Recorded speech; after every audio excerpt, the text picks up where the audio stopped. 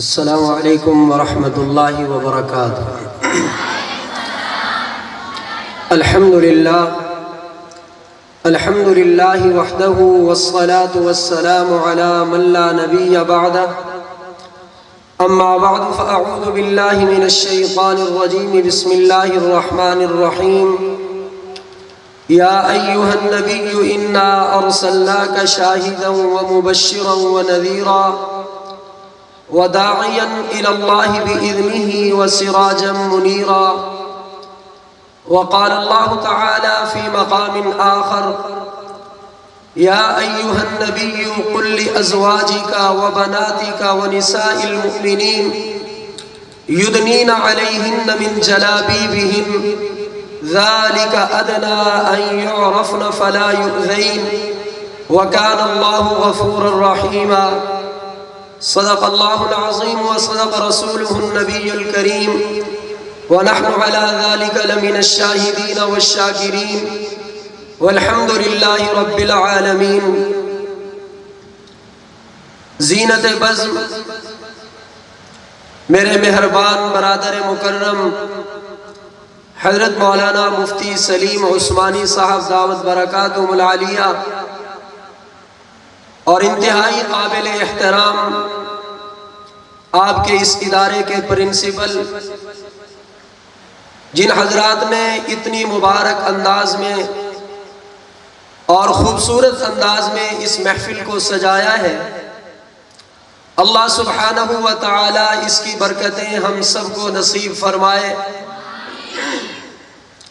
یہ بات واضح ہے کہ آج کی یہ تقریب کوئی سیاسی جلسہ نہیں ہے، بلکہ یہ جلسہ تعلیمی جلسہ ہے، یہ جلسہ تربیتی جلسہ ہے، یہ جلسہ اصلاحی جلسہ ہے کہ رسول اللہ صلی اللہ علیہ وسلم کا کلمہ پڑھنے والے اس ربیع الاول کے مقدس مہینہ میں رسول اللہ صلی اللہ علیہ وسلم کا تذکرہ مبارکہ کرتے ہیں۔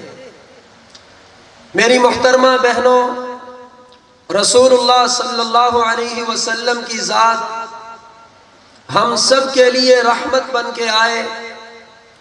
دنیا کائنات کی کوئی مخلوق ایسی نہیں ہے جو رسول اللہ صلی اللہ علیہ وسلم کی تعلیمات سے محروم رہے ہوں، مگر اس میں سے ایک وافر حصہ جو اللہ سبحانہ و تعالی نے عطا فرمایا ہے وہ عورت کو عطا فرمایا ہے۔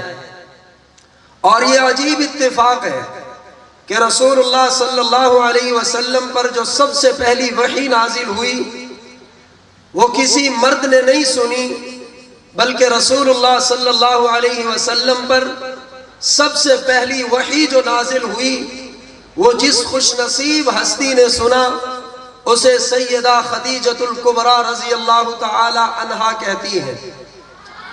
حضرت خدیجہ رضی اللہ تعالی عنہا رسول اللہ صلی اللہ علیہ وسلم کو سب سے پہلے تسلی وہی دینے والی ہے، اور پھر آقا کریم کے ساتھ انہوں نے وفاؤں کا حق ادا کیا، اور حضور صلی اللہ علیہ وسلم نے بھی وفا کی حد کر دی کہ جب تک سیدہ خدیجۃ الکبریٰ رضی اللہ تعالی عنہا زندہ رہیں، آقا کریم صلی اللہ علیہ وسلم کے عقد نکاح میں کوئی دوسری عورت نہیں آئی۔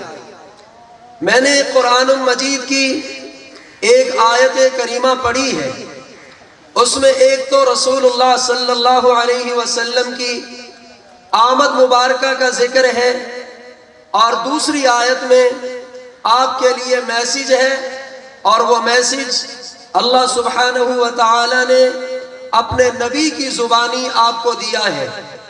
فرمایا: یا ایہا النبی، اے نبی، قل لازواجک وبناتک ونساء المؤمنین۔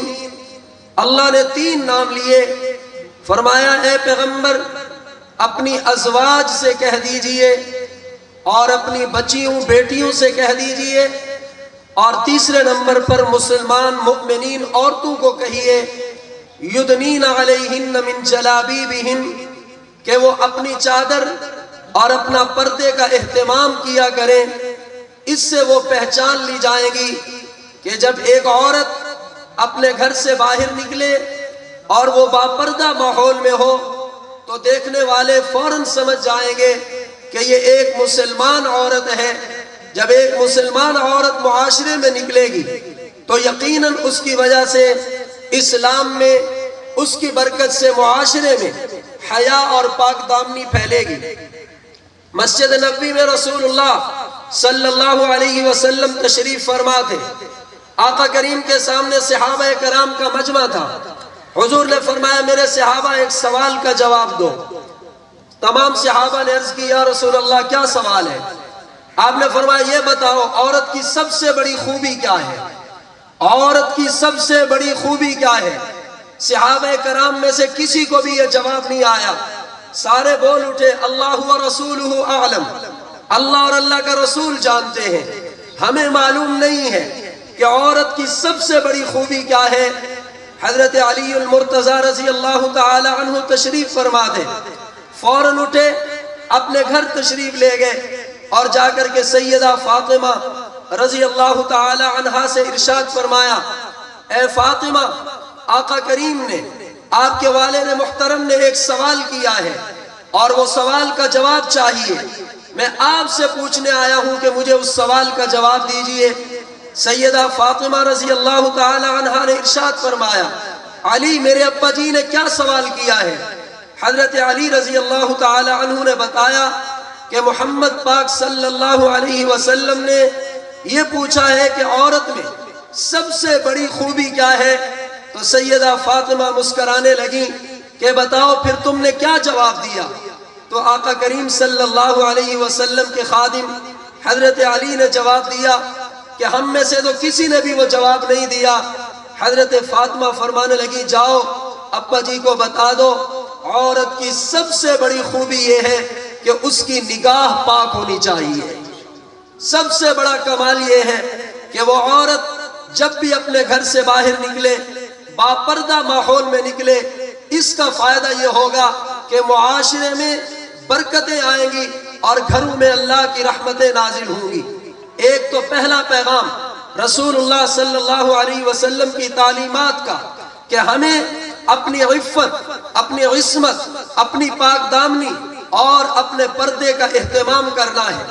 اور دوسری چیز جسے اللہ سبحانہ و تعالی نے قرآن میں بارہا بیان کیا ہے اور آقا کریم نے عورتوں کی موجودگی میں، اور میں عرض کروں رسول اللہ صلی اللہ علیہ وسلم کے دور میں عورتیں جمع ہو کر کے آقا کریم کی خدمت میں حاضر ہوئی. عرض کی یا رسول اللہ آپ بیان کرتے ہیں، آپ تقریر کرتے ہیں، آپ خطبہ ارشاد فرماتے ہیں، آپ کے سامنے مرد ہوتے ہیں، ہمیں معلوم نہیں ہے آپ کیا بیان کرتے ہیں. آپ ایسا فرمائیے ہمارے لیے ایک دن مقرر کر دیں، تمام عورتیں جمع ہوں گی اور وہ آقا کریم آپ سے سوالات کریں گی، آپ سے دین سیکھیں گی. حضور صلی اللہ علیہ وسلم کو یہ تجویز پسند آئی اور حضور صلی اللہ علیہ وسلم نے اس تجویز کو قبول فرمایا اور ایک دن عورتوں کے لیے مقرر کر دیا اور ایک جگہ مقرر کر دی. آج کا یہ اجتماع الحمدللہ حضرت مولانا مفتی سلیم صاحب اور آپ کے پرنسپل صاحب نے جو منعقد کیا ہے، میں مبارکباد دیتا ہوں. یہ اجتماع عین حضور کی سنت کے مطابق ہے. عورتیں جمع ہوتی، حضور صلی اللہ علیہ وسلم گفتگو فرماتے، بیان فرماتے، اس کے بعد سوال و جواب کی نشست ہوتی، عورتیں اپنے مسائل پوچھتی، حضور ان کو بیان فرماتے. قرآن کریم میں عورتوں کو دوسرا جو سب سے بڑا سبق دیا ہے وہ یہ ہے کہ ایک عورت کی زبان پاک ہونی چاہیے. یا ایھا الذین آمنوا اتقوا اللہ وقولوا قولا سدیدا، اے ایمان والے مردو تم اللہ سے ڈرو اور قول سدید کہو. قول سدید اس کو کہتے ہیں جس گفتگو میں کوئی عیب نہ ہو. ہماری گفتگو میں پہلا عیب جو قرآن مقدس نے متعین کیا ہے وہ یہ ہے کہ ہماری گفتگو جھوٹ سے پاک ہونی چاہیے. اگر ہماری گفتگو میں جھوٹ کی ملاوٹ ہے تو یاد رکھنا وہ قول سدید نہیں ہے، وہ قول سدید نہیں ہے، بلکہ اس مقدس امت کی ایسی عورتیں گزری ہیں جن کی پوری زندگی گزری اور کبھی ان کی زبان سے جھوٹ نہیں نکلا ہے، پوری زندگی ان کی گزری ہے۔ تو پہلا عیب جس سے ہم نے بچنا ہے وہ ہے اپنے زبان کو جھوٹ سے بچانا ہے۔ اور دوسرا عیب جس کی طرف رسول اللہ صلی اللہ علیہ وسلم نے اور قرآن مقدس نے بار بار عورتوں کو متوجہ کیا ہے کہ ہماری گفتگو میں غیبت نہیں ہونی چاہیے۔ غیبت کا معنی یہ ہے مجلس میں بیٹھ کر کسی کی عزت پہ حملہ کرنا اور کسی کے اوپر تانا زنی کرنا، اس میں پائے جانے والے عیب کو کسی کے سامنے کھولنا، شریعت اس کو بالکل ناپسند کرتی ہے کہ ہماری گفتگو میں عیب غیبت کا ملاوٹ آ جائے اور ہم اس میں بیٹھ کر کسی میں وہ عیب بیان کریں جو اس میں پایا جاتا ہو۔ ایک صحابی نے عرض کی، یا رسول اللہ، ہم جو مجلس میں گفتگو کرتے ہیں بسا اوقات وہ عیب ان میں پایا جاتا ہے۔ حضور مسکرا دیے، فرمایا اسی کو تو غیبت کہتے ہیں، اگر اس میں وہ عیب نہ پایا جاتا ہو تو یہ تہمت بن جائے گی۔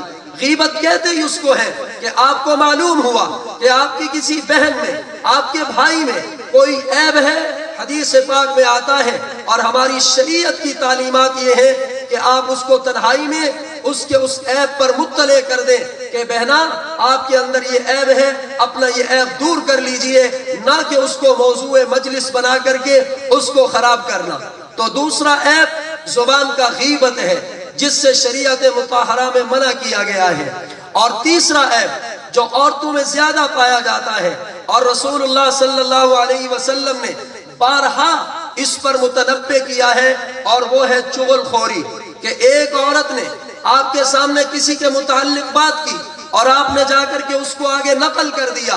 یہ شریعت مطہرہ کی روح سے یہ سچ انتہائی غلط کام ہے، بلکہ ہماری شریعت کی تعلیم یہ ہے کہ ایک مرد نے کسی مرد کو یا ایک عورت نے کسی عورت کے سامنے بیٹھ کر کسی کو برا بھلا کہا تو شریعت یہ کہتی ہے یہاں سچ نہیں بولنا، بلکہ اس بہن کو جا کے کہنا ہے کہ وہ تو آپ کے بارے میں اچھے بات کر رہی تھی۔ اس موقع پر جھوٹ بولنے کی شریعت نے اجازت دی ہے کہ جھوٹ بول دو لیکن سچ نہ بولو، تاکہ ان دو بہنوں میں، ان دو سہیلیوں میں، ان دو کلاس فیلوں میں آپس میں نفرت نہ بنے، بلکہ میرے آقا کریم صلی اللہ علیہ وسلم نفرتوں کو مٹانے کے لیے آئے ہیں، نہ کہ نفرتوں کو بڑھانے کے لیے آئے ہیں۔ تو تیسرا عیب جس سے ہم نے اپنے آپ کو بچانا ہے وہ اپنی گفتگو میں چغل خوری سے اپنے آپ کو بچانا ہے۔ اور چوتھا عیب جس میں قرآن و حدیث میں منع کیا گیا ہے وہ ہے کسی پر تہمت لگانا۔ تہمت لگانا، رسول اللہ صلی اللہ علیہ وسلم کی زندگی مبارکہ میں چیزوں کے حقائق کھولے گئے، عورتوں کے مسائل حضور کے سامنے آتے تھے۔ دو عورتوں نے روزہ رکھا اور دوپہر کو بے ہوش ہو گئی، مرنے کے قریب ہو گئی۔ صحابہ دوڑتے ہوئے آئے، کہا یا رسول اللہ، دو عورتوں نے روزہ رکھا ہے اور قریب ہے کہ وہ مر جائیں، ان کو اتنی بھوک پیاس ستا رہی ہے۔ حضور مسکرا دیے، فرمایا ان عورتوں نے کوئی گناہ کیا ہے اس وجہ سے روزہ لگا ہے، ورنہ عبادت کرتے ہوئے کبھی بھی روزہ پریشان نہیں کرتے۔ حضور نے فرمایا دونوں عورتوں کو میرے سامنے حاضر کرو۔ عورتیں حاضر ہوئی، آپ نے فرمایا ایک پیالہ لے آؤ، پیالہ لائے۔ آقا کریم نے فرمایا ان عورتوں کو کہو اپنے گلے میں انگلی ڈال کے قے کریں۔ انہوں نے قے کی، اس میں گوشت کے لوتھڑے نکلے۔ حضور صلی اللہ علیہ وسلم نے فرمایا یہ وجہ ہے ان کو روزہ لگنے کی کہ ان دونوں نے بیٹھ کر غیبت کی، اس غیبت کی وجہ سے روزے کی برکت ختم ہوئی اور ان کو بھوک پیاس نے ستانا شروع کر دیا ہے۔ ہمیں اپنی زندگی کو پاکیزہ بنانا ہے۔ ایک عورت کی پاک دامنی پورے معاشرے کی پاک دامنی کا سبب بنتی ہے۔ اور دوسری بات، ایک شکر گزار عورت وہ کبھی بھی اس کی برکت سے اللہ پورے گھر میں رحمتیں اور برکتیں نازل فرماتے ہیں۔ اگر عورت ناشکری ہو، عورت کی زبان کا پانچواں عیب وہ ناشکری کے کلمات ہیں۔ رسول اللہ صلی اللہ علیہ وسلم تشریف لائے، عورتیں بیٹھی ہوئی تھیں، آپ نے فرمایا عورتوں رات مجھے جہنم دکھلائی گئی اور میں نے دیکھا جہنم میں سب سے زیادہ عورتیں تھیں۔ عورتیں رونے لگ گئیں، کہا یا رسول اللہ ہم نے کون سا گناہ کیا ہے کہ ہم جہنم میں زیادہ چلی گئیں؟ حضور صلی اللہ علیہ وسلم نے فرمایا اے میری صحابیہ، عورتیں جہنم میں اس لیے زیادہ جائیں گی کہ ان میں ناشکری بہت پائی جاتی ہے، ان میں ناشکری، رب کی ناشکری، والدین کی ناشکری، یہ رب کو بڑا ناپسند ہے۔ بلکہ حضور صلی اللہ علیہ وسلم نے ارشاد فرمایا، رب جس حال میں رکھے، اگر عورت اپنے آپ کو اللہ کی شکر گزار بنا کر کے پاک دامن رہ کر کے رہے گی تو خدا کی قسم اس کا گھر بھی معاشرہ اور اس کی زندگی بھی پرسکون بن جائے گی۔ اللہ سبحانہ و تعالی ہم سب کو آقا کریم کی تعلیمات پر عمل کرنے کی توفیق عطا فرمائے، اور آج کا جو یہ جلسہ اور یہ اجتماع ہوا، اللہ اس میں ہم سب کی حاضری کو قبول فرمائے۔ وآخر دعوانا ان الحمدللہ رب العالمین۔ الحمد لله رب العالمين، لا إله إلا أنت سبحانك إني كنت من الظالمين، صلى الله على محمد صلى الله عليه وسلم۔ الہ العالمین، اللہ ہم سب کے حال پہ رحمت فرما دے۔ میرے اللہ تیرے نبی صلی اللہ علیہ وسلم کی نسبت کی وجہ سے یہ جلسہ ہوا، اللہ اسے قبول فرما لیجئے، مولا کریم اسے قبول فرما لیجئے۔ منتظمین محفل، منتظمین ادارہ، جنہوں نے انتظامات کیے، اللہ سب کی حاضری کو قبول فرما لے۔ اللہ اس کی برکت سے سب کی مشکلات آسان فرما دے، سب کی زندگیاں مبارک بنا دے۔ ہماری ان بہنوں کو اور پڑھنے والے بھائیوں کو اور ان کے ادارے کے ایک ایک کو دنیا و آخرت کی کامیابیاں نصیب فرما۔ اللہ حیا اور پاک دامنی والی زندگی نصیب فرما۔ پیارے ربا حیا اور پاک دامنی والی زندگی نصیب فرما۔ ہمارے مولانا سلیم صاحب اور دوسرے ان کے جو رفقا ہیں، اللہ سب کی محنتوں کو قبول فرما۔ ہمارے پرنسپل صاحب، اللہ ان کے بال بچوں سمیت ان کو ہمیشہ خوشیاں نصیب فرما دے۔ اللہ ان کی محنت کو قبول فرما۔ اس پسماندہ علاقے میں جو محنت کر رہے ہیں، اللہ ان کی خدمات کو قبول فرما لے۔ آمین بجاہ النبی الکریم، وصلی اللہ تعالی علی خیر خلقہ محمد وآلہ واصحابہ اجمعین، آمین برحمتک۔